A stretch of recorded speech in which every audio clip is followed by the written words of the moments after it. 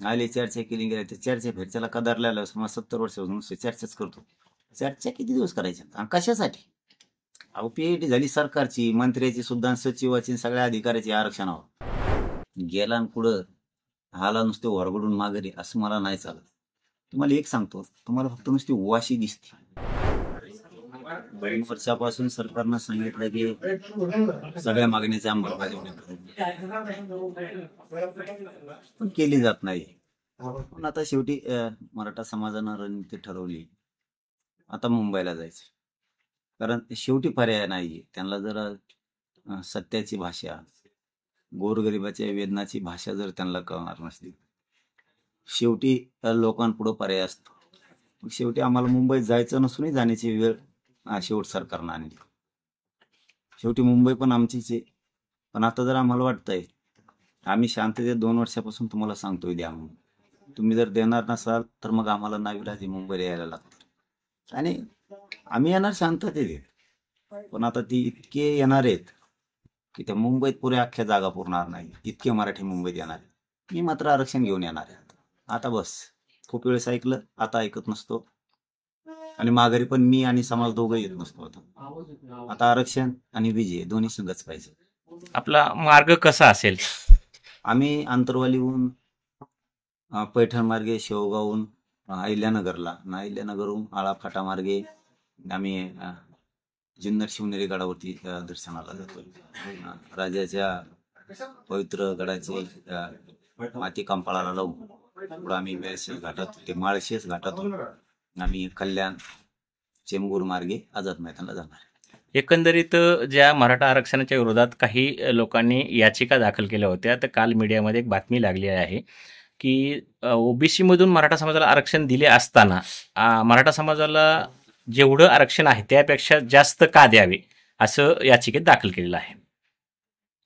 मी नाही ऐकलं ते, कारण जे गोष्टीची माहिती नाही. आरक्षण विषय हा खूप गंभीर आणि मोठा विषय.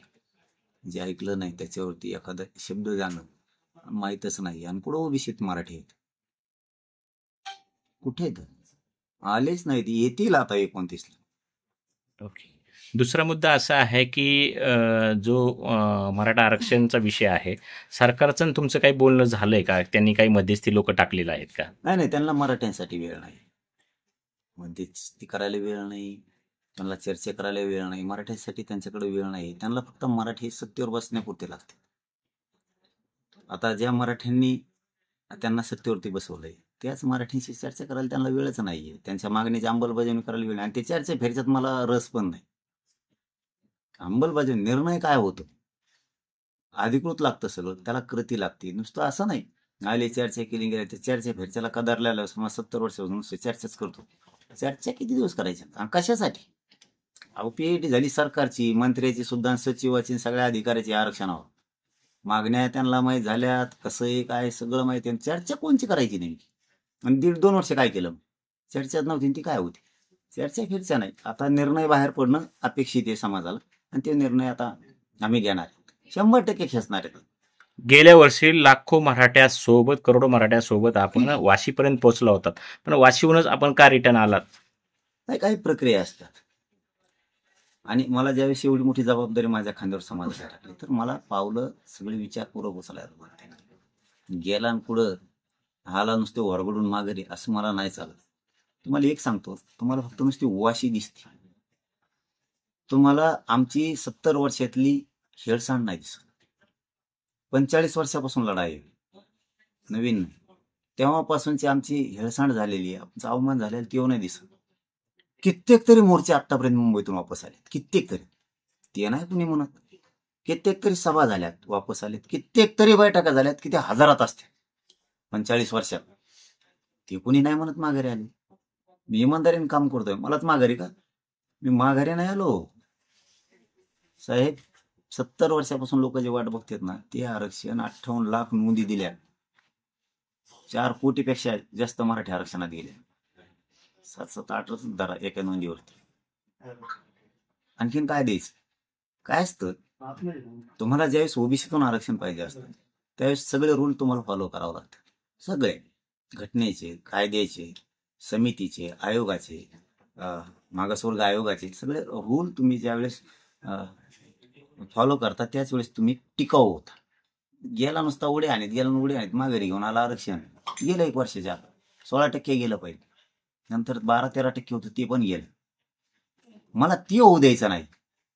थोडी ताकदीची लढाई करायची, थोडे दिवस जास्त करायची, पण टिकाऊ द्यायचं म्हणजे चंद्रसूर्य आहे तोपर्यंत. इतक्या वर्ष दम धरला आणि आणखी तुम्हाला आता एवढा दम निघा ना का, हे जे निगेटिव्ह पसरवलं जातं सरकारकडून हे समाजाने मान्य करू नये.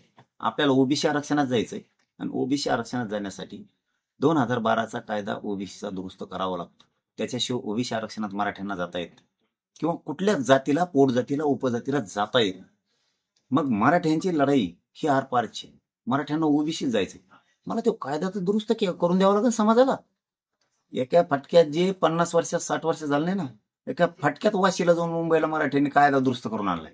2012चा कायदा दुरुस्ती केली. खालची वळवाचा, ज्याला कोणाला वाटतं ना तेवढं शान आहे त्याला म्हणा खालची वळवाच. 1967 पासून आरक्षणाची सुरुवात झाली, तेव्हापासून ज्या ज्यावेळेस पोटजाती उपजाती घातल्या त्यावेळेस ते साल बदललं गेलं. जसं की 1954ला एकदा आरक्षण दिलं आमचं असणार, असं टप्प्याटप्प्यानं 2012 पर्यंत आलं ते आरक्षण. प्रत्येक वेळेस कायदा बदलला गेला, दुरुस्त केला गेला. 2012च्या कायद्यानं ओबीसीचं आरक्षण मजबूत केलंय. 2001च्या आणि 2000च्या कायद्यानं पुढं पोटजाती घालीत त्या 12 पर्यंत आलंय. आता मराठ्यांना जायचं ओबीसी आरक्षणात, कायदा तर लॉक केलाय, फुल झालंय त्यांनी, बस झालं म्हणे आता किती पोटजाती उपजाती घ्यायचं आणि आम्हाला तर तिथं जायचं. कायदा तर दुरुस्त करावा लागेल. 2012चा मराठ्याने एका फटक्यात त्यांना अधिसूचना काढायला लावली. इतकी मोठी वाट ओबीसी आरक्षणात जाण्यासाठी मराठ्यांनी केली, तिथं ओळच लिहिली खाली सरकारनं. आजपासून, किंवा शब्द थोडा मागा पुढे असून पण वाचून घ्या, आजपासून या कायद्याला 2012चा कायदा न म्हणता आजपासून याला 2024चा कायदा असे म्हणावे. महाराष्ट्र आणखीन काय करायचं, आणखीन काय करायचं? हे जे 70 वर्षात जमलं नाही ते माझ्या मराठ्यांनी आत्ता वाशीला गेल्यावर करून दाखवलंय. हा, आमची फसवणूक झाली, पण कोणची अधिसूचनेत नाही, तीच प्रक्रिया आहे कायद्याची. आम्हाला ते 6 महिन्यात अंमलबजावणी करू म्हणले होते, आता 1.5 वर्ष झाले केली नाही, ही फसवणूक झाली. पण ती आता तुम्ही पुण्यात आहे, तुम्ही एखादा प्लॉट घेतला, तुम्ही रजिस्ट्री झाली, त्याच दिवशी पीटीआरला नाव आलं तुमचं सातबाऱ्यावर. त्याला काहीतरी नियम असते ना, तलाट्याकडे द्या, मग ते ग्रामसेवकाकडे जाईल, मंडल अधिकाऱ्याकडे जाईल, मग तहसीलदारकडे चलन भरलं जाईल आणि मग खाली आदेश केले जाते की आता यांचा फेर ओढून घ्या. सोशल मीडियाच्या भाऊ गर्दीत विश्वासार्हतेने चकाकणारे नाव म्हणजे लेट्सअप मराठी. सगळ्यांना, सगळ्या नागरिकांना ती स्पीच, ती लेट्सअप वरील मुलाखती म्हणजे विचारांचा खजिना. त्यानंतरच्या निवडणुकीमध्ये मला सोडून गेले. बातम्या केवळ वस्तुस्थिती सांगणाऱ्या, न प्रोपगंडा, फक्त जनतेचा अजेंडा. क्योंकि आने वाला कल जाने वाला है, जाने वाला कल आने वाला है. राजकारण, मनोरंजन असो की क्रीडा क्षेत्र, महाराष्ट्राची स्पंदने संवेदनशीलतेने टिपणारे माध्यम म्हणजे लेट्सअप मराठी. जगासोबत एक पाऊल पुढे राहण्यासाठी लेट्सअपचे ॲप, सोशल मीडिया आणि वेबसाईट सोबत कनेक्टेड रहा.